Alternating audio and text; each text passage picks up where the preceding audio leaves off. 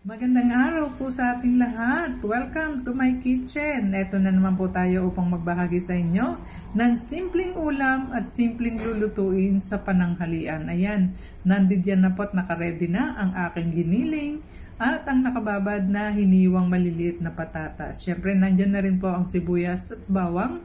Nandyan din sa side ang konting asin. At lalagyan pa rin po naman yan ng konting toyo. Mamaya na po yun pagka atin na pong niluluto. Ayan.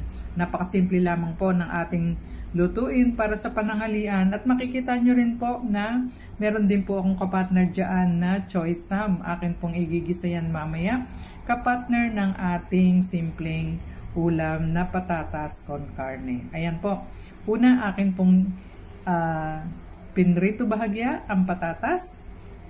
Tsaka isusunod ko naman po ang aking giniling. Pero aalisin ko po muna yon para meron man pong space ang aking giniling sa pagpiprito. At kasama na po dyan nakalagay ang bawang at sibuyas. Medyo madikit-dikit po pero okay lang yan kasi lalabas naman po ang kanyang mantika. Ayan, ganyan po.